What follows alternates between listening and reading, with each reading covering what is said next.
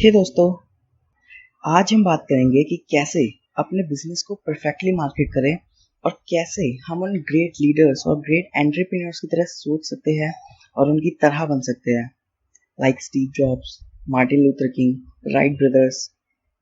तो चलिए शुरू करते हैं। क्या आपने कभी सोचा है कि एप्पल कंपनी इतनी इनोवेटिव कैसे है? Year after year after year वो और ज़्यादा इनोवेटिव होते हैं अपने सभी कंपेटिटर से। वो एक कंप्यूटर कंपनी तो है बाकी सब की तरह। उनके पास भी सेम एक्सेस है टैलेंट तक, कस्टमर्स तक, मीडिया तक, एजेंसीज तक, कंसल्टेंट तक। लेकिन फिर भी एप्पल इतनी अलग क्यों है? अब ऐसा क्यों है कि सिर्फ मार्टिन लूथर किंग ने ही सिविल राइट मूवमेंट स्टार्ट किया? कोई भी कर सकता था।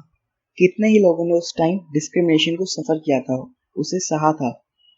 लेकिन सिर्फ मार्टिन लूथर किंग ही क्यों आगे आए और लोगों ने भी उन्हीं का क्यों साथ दिया?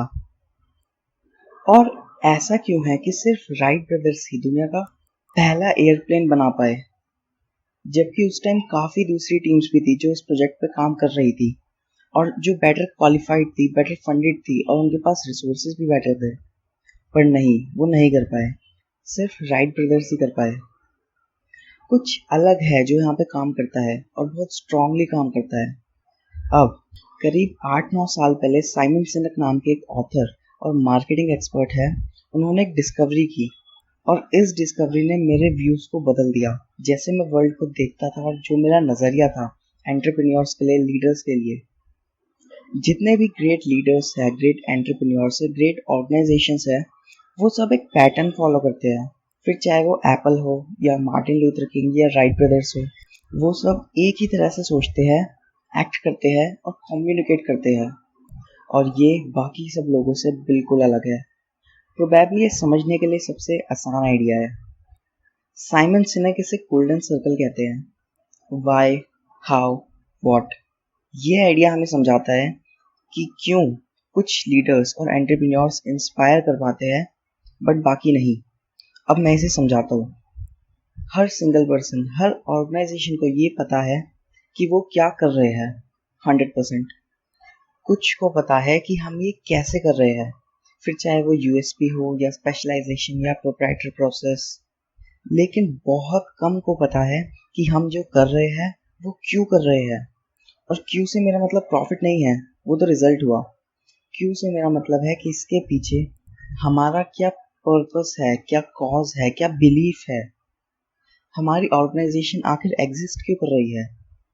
और इसीलिए हम जैसे सोचते हैं, जैसे एक्ट करते हैं, जैसे कम्युनिकेट करते हैं, वो होता है ऑब्वियसली सबसे क्लियर चीज़ से सबसे अनक्लियर चीज़ तक।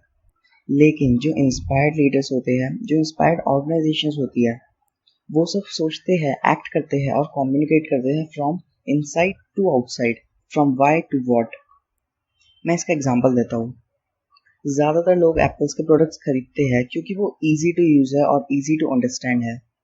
अब अगर एप्पल बाकी सब की तरह ही होता तो उनका मार्केटिंग मैसेज कुछ इस तरह से होता: we make great computers, they are beautifully design, simple to use and user friendly, wanna buy one? ना। और ऐसे ही ज़्यादातर लोग कम्युनिकेट करते हैं, ऐसे ही ज़्यादातर मार्केटिंग होती है और इसी तरह ज़्यादातर सेल होती है। हम बताते हैं कि हम क्या करते हैं, हम बताते हैं हम डिफरेंट कैसे हैं दूसरों से और बेटर कैसे हैं।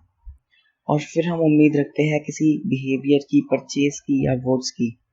जैसे ये है हमारी न्यू लॉ फर्म, यहाँ बेस्ट लॉयर्स है, बेस्ट कंसल्टेंट्स है, हम हमेशा अपने क्लाइंट्स के लिए काम करते हैं। या ये हमारी नई कार है, इसकी सीट्स लेदर की है, ये बेस्ट माइलेज देती है, बाय आवर कार। लेकिन ये इंस्पायर्ड नहीं है। अब मैं बताता हूँ कि एप्पल एक्चुअल में कैसे कम्युनिकेट करता है। Everything we do, we believe in challenging the status quo, we believe in thinking differently. The way we challenge the status quo is by making our products beautifully designed, simple to use, and user friendly. We just happen to make great computers. Wanna buy one? बिल्कुल different है ना। अब आप ready हो computers खरीदने के लिए। मैंने क्या किया, इसमें मैंने बस इंफॉर्मेशन के ऑर्डर को रिवर्स कर दिया। आप क्या करते हैं, लोग उससे नहीं खरीदते। आप क्यों करते हैं, लोग उससे खरीदते हैं। People don't buy what you do, people buy why you do it. Again, people don't buy what you do, people buy why you do it.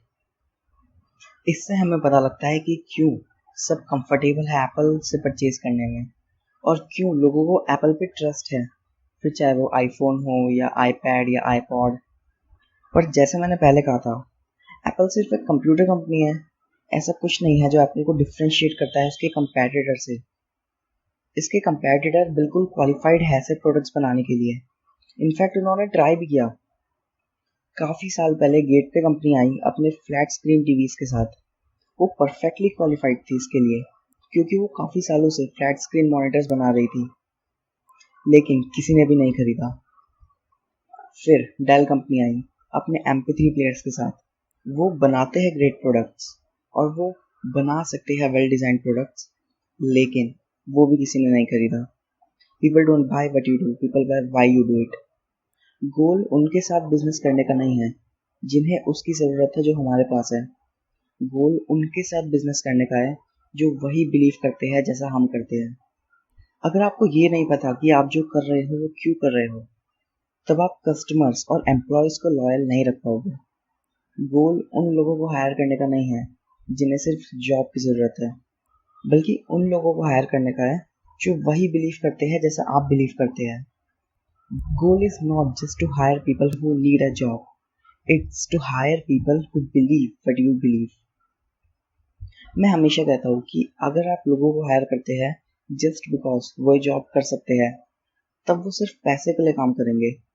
लेकिन अगर वो वही बिलीव करते हैं जो आप बिलीव करते हैं, तब वो अपना खून पसीना लगा के काम करेंगे। वहाँ बात सिर्फ पैसों की नहीं होगी, बात होगी पैशन की, एक बिलीफ सिस्टम की। अब राइट ब्रदर्स से अच्छा यहाँ और कौन सा एग्जाम्पल हो सकता है। बहुत कम लोग सैमुअल पियरपेन लैंगले के बारे में जानते हैं। उस टाइम 20th सेंचुरी में ये बहुत सक्सेसफुल थे। अब मैं इनकी बात इसलिए कर रहा हूँ क्योंकि उस टाइम वॉर डिपार्टमेंट की तरफ से इनको काफ़ी फंड्स और रिसोर्सेस मिले थे फ्लाइंग मशीन बनाने के लिए, पर ये फेल हो गए। अब इसी फेलियर को हम समझते हैं और राइट ब्रदर्स की सक्सेस को एक्सप्लोर करते हैं। आज भी अगर हम किसी से पूछते हैं कि क्यों आपका प्रोडक्ट या आपकी कंपनी फेल हुई, तो उनका एक ही आंसर होता है, ये 3 reasons: lack of funds, wrong team और बैड मार्केट। तो अब सैमुअल पियरपेन लैंगले के पास फंड्स की कमी तो बिल्कुल नहीं थी, क्योंकि खुद वॉर डिपार्टमेंट उन्हें फाइनेंस कर रहा था। सैमुअल हार्वर्ड और स्मिथसोनियन जैसी जगहों पे काम कर चुके थे। वो एक्सट्रीमली वेल कनेक्टेड थे और उस टाइम के सभी बिग माइंड्स को जानते थे। इनफैक्ट उन्होंने हायर भी किया उन सभी बिग माइंड्स को जिन्हें वो पैसों से हायर कर सकते थे, और मार्केट कंडीशन फैंटास्टिक थी।